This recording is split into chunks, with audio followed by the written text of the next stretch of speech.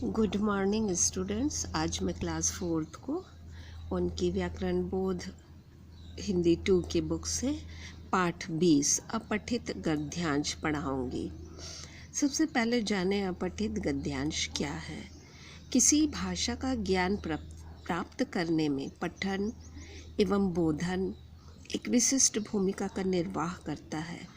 विभिन्न विषयों की सामग्री को आत्मसात करने के लिए ये बहुत आवश्यक है। तो ये बहुत आवश्यक है कि हम दूसरी बुक्स को पढ़ें और उन्हें समझें, उनके अर्थों को। तो वो हमारे लिए चिंतन मनन करने की एक सामग्री हो सकता है। उससे हमें हमारा व्याकरण भी शुद्ध होता है और हम कई शब्दों को पहचानते हैं, उनके अर्थों को जानते हैं।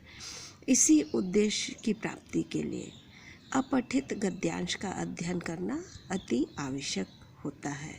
अपठित गद्यांश की सामग्री के अंतर्गत लेख भी हो सकते हैं, निबंध भी हो सकते हैं। इन गद्यांशों के नीचे उनके प्रश्न दिए होते हैं, जिनके उत्तर गद्यांश में से ढूंढकर ही लिखने होते हैं।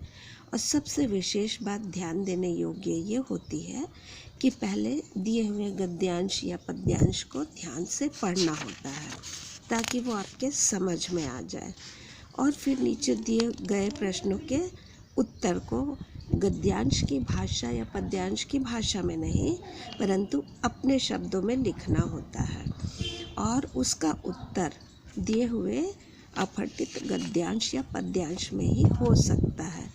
उसका उत्तर छोटा होना चाहिए, संक्षिप्त, और गद्यांश का शीर्षक 2 या 3 शब्दों से ज़्यादा नहीं होना चाहिए। तो चलिए कि आज हम एक गद्यांश को पढ़ते हैं और उसके प्रश्नों को भी हल करेंगे। आज गद्यांश है शिवाजी के विषय में।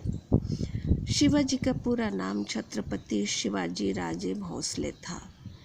उनका जन्म 1674 में श्रृंगेरी के किले में हुआ था। उनके पिता शाहजी बीजापुर में आदिल शाह के सरदार थे। उस समय सारे देश में मुगलों और अनेक मुसलमान बादशाहों, निज़ामों और आदिल शाहों का राज था। चारों ओर हिंदुओं पर जुल्म हो रहा था और सारे देश में त्राही त्राही मची हुई थी। मतलब सारा देश परेशान था, सब तरफ जुल्म हो रहा था। ऐसे में माँ जीजाबाई और गुरु दादाजी कोंडदेव की शिक्षा ने उन्हें एक बहादुर सिपाही बनाया। बचपन से ही माँ ने महापुरुषों और वीरों की कहानियाँ सुनाकर एक स्वराज्य का सपना शिवाजी में कूट कूट कर भर दिया। बचपन के उनके दुश्मन पर वार करने के खेल उनके जीवन की सच्चाई बन गए। किशोरावस्था में उन्होंने अपने साथियों के साथ एक सेना बनाई और एक छोटे से शिव मंदिर में हिंदवी स्वराज्य की कसम उठाई, और 20 वर्ष की आयु में तोरण किले पर एक आसान सी जीत के साथ हिंदवी स्वराज की स्थापना की शुरुआत हुई। छत्रपति शिवाजी एक बहुत ही कुशल शासक हुए। सभी धर्मों को एक जैसा सम्मान और मंत्रियों में उनकी काबिलियत के अनुसार कार्य का बंटवारा उनके कुशल शासन के उदाहरण थे। उनकी दूरदर्शिता और नैतिक मूल्यों के कारण वे बड़ी ऊंचाइयों तक पहुँचे। चलिए अब इस अपठित गद्यांश के कुछ प्रश्नों को हल करेंगे। अपना देश होते हुए भी शिवाजी को हिंदवी स्वराज की स्थापना क्यों करनी पड़ी? तो यहाँ पर देखिए, इसको आप अपने शब्दों में लिख सकते हैं, क्योंकि उस समय सारे देश में मुगलों और अनेक मुसलमान बादशाहों, निज़ामों और आदिल शाहों का राज था। चारों ओर हिंदुओं पर जुल्म हो रहा था और सारे देश में त्राही त्राही मची हुई थी। इसलिए अपना देश होते हुए भी शिवाजी को हिंदवी स्वराज की स्थापना करनी पड़ी।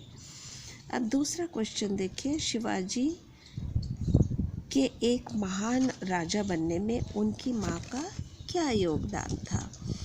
तो बचपन से ही माँ ने महापुरुषों और वीरों की कहानियाँ सुनाकर स्वराज का एक सपना शिवाजी में कूट कूट कर भर दिया था।